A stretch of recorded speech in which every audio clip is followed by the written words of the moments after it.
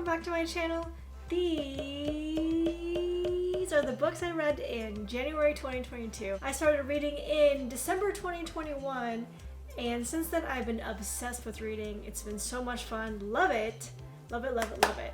Let's talk stats. In January 2022, I read 9 books, read 3,095 pages. I had 4 3-star ratings, 4 4-star ratings, and 1 5-star rating. Read 33.3% nonfiction and 66.7% fiction books. Spent 62 hours reading, wow, and the most common genre was thriller. So the first book is Actor Age Eve Brown by Talia Hibbert. Hopefully I pronounced that right. These are the last books in the Brown Sisters series, and it was recommended to me by my friend Anna. Shout out to Anna.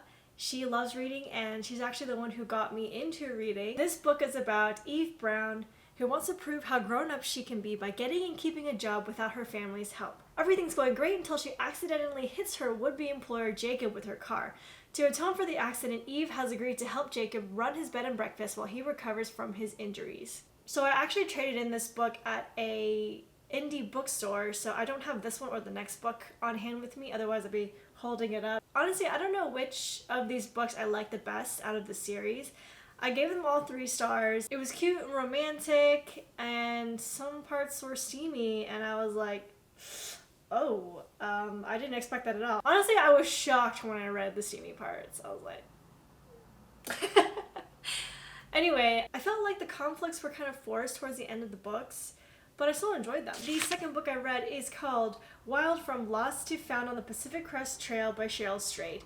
This book actually was given to me by my mom. 4 years after her mother's death, she decides to make an impulsive decision to hike more than 1,000 miles of the Pacific Crest Trail from the Mojave Desert through California and Oregon to Washington State, alone, without any experience. Wild captures the terrors and pleasures of one young woman forging ahead against all odds on a journey that maddened, strengthened, and ultimately healed her. I didn't expect to like this book, but I did enjoy it. I gave it 3 stars.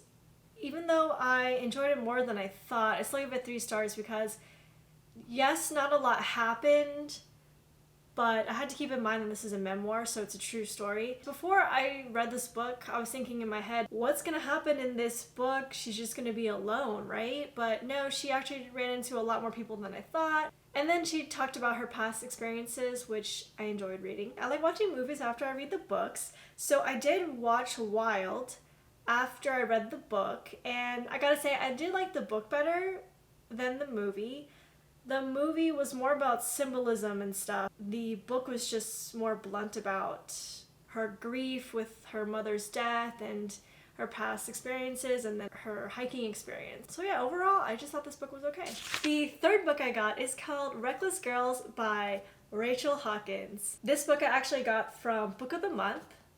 Woo! This book actually sparked my love for thriller mystery novels. It is about 6 visitors who go to an island for a vacation despite hearing that it's known for shipwrecks, cannibalism, and even rumors of murder. When one person goes missing and another turns up dead, the remaining friends wonder what's really going on. I gave it a 4-star rating. While I was reading this, I thought to myself, wow, I feel like I would really like suspense thriller books, and thus began my obsession with mystery suspense books.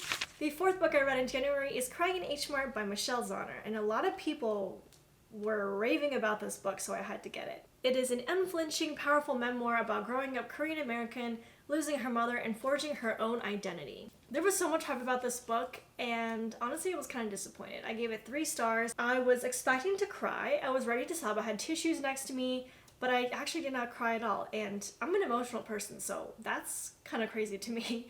The author is actually a singer in the band Japanese Breakfast. There was a lot of food that was talked about in here. I mean, it is what bonded her and her mother together, which I can totally relate to because I bond about food with my mom. I also relate to how she grew up Asian American, except without the being mixed part. The food descriptions were really good, really visual. Made me also crave Korean food. It was interesting to learn about her identity with being half white and half Korean. It just didn't affect me the way that I thought it would. I still enjoyed reading the book, although sometimes I did get a little bit bored. The next book I read is The End of Her by Sherry LaPena. I don't know if I pronounced her name right, sorry. This is the next mystery thriller book that I read. Stephanie and Patrick are recently married with newborn twins. A woman from his past arrives and makes a shocking accusation about his first wife. He always claimed her death was an accident, but she says it was murder. He insists he's innocent, that this is nothing but a blackmail attempt. But is Patrick telling the truth? Or has Stephanie made a terrible mistake? I gave this book 4 stars. I got really sucked into this book right away, so I really enjoyed it. So I'm not going to give any spoilers, but there's something that happened in this book that was kind of off and didn't fit. So that's why I think I gave it 4 stars. After it happened in my head, I was thinking, no way that this actually happened. That's very vague, I know, but I don't know. Hopefully if you read this book, you'll know what I'm talking about. The 6th book I read is The Perfect Girlfriend by Karen Hamilton. I was at an indie bookstore called Read It Again, and I read the summary and I was intrigued, so I had to get it. Juliet still loves her ex-boyfriend Nate. She's even become a flight attendant for his airline so she can keep a closer eye on him. The fact that Nate broke up with her 6 months ago means nothing because Juliet has a plan to win him back. She's a perfect girlfriend and she'll make sure no one stops her from getting exactly what she wants. So I gave this book 3 stars. It started off kind of slow and then it got really interesting, like maybe a quarter of the way into the book. So yes, we already know that Juliet is a crazy girlfriend and she's messed up. There's some messed up things that happen, but I just couldn't buy into it. It was just kind of not believable, I guess. The 7th book I read in January is The Woman in the Window by A.J. Finn. I really like this book. A lot. Anna Fox lives alone, unable to venture outside due to her agoraphobia. She spends her day drinking lots of wine, watching old movies, recalling happier times, and spying on her neighbors. Then, the Russells move into the house across the street, a father, a mother, and their teenage son. When Anna gazes out her window one night, seeing something she shouldn't, her world begins to crumble and its shocking secrets are laid bare. What is real? What is imagined? Who is in danger? And who is in control? This book is really good even though it started off a little slow. I gave it 4 stars. It was 5 stars for me until I read the next book. When I was reading this, I actually gasped out loud a few times because I was shocked with the twists. There's a Netflix show right now called The Woman in the House Across the Street from the Girl in the Window, and I'm convinced it is based off this. It's a pretty good show. It's a comedic psychological thriller, and Kristen Bell plays the main character. She said in an interview that it's based off these kinds of psychological thrillers where a woman witnesses something and drinks a lot of wine and then she has a line, "I know what I saw." So yeah, convinced it has to do with this because it's similar to this, but it's so funny. I haven't finished it all, so no spoilers. I mean, maybe reading all these thriller suspense books is helping me in my fear of scary movies. The 8th book I read is called Then She Was Gone by Lisa Jewell, and oh my gosh, this is a 5-star for me. It's been 10 years since Ellie disappeared, but Laurel has never given up hope of finding her daughter. One day, a charming and charismatic stranger called Floyd walks into a cafe and sweeps Laurel off her feet. Before too long, she's staying the night at his house and being introduced to his 9-year-old daughter.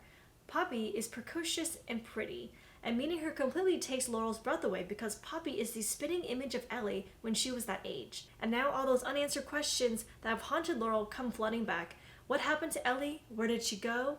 Who still has secrets to hide? Yes, this is a 5-star for me. From the beginning, it sucked me in, and the twist, and just, I gasped out loud in this book too. But this was so good. I really enjoyed this. I enjoyed the characters, I enjoyed how it was written, and did not see the twist coming, so I really like when books kind of surprise me like that. So love this book, you should read it. The last book I read in January is The Perfect Father by John Glatt. I actually got this book in my last book thrifting video. This book is about the true story of Chris Watts and the shocking murder of his wife and 2 daughters. So I gave this book 4 stars. It was kind of weird because it basically read like snippets from an interview, and I got used to that. And actually later I liked that kind of writing because it seemed like you were in the room having a conversation with these people. So that was really cool. I actually had not heard of this story before I read this book. Apparently it was all over the news, but I did not know about it. There are pictures in this book, because, I mean, this is a true story. So there are pictures in here, and I kind of was spooked when I was looking at them. And I actually haven't Googled the story because it kind of freaks me out. Like, it just makes it really real.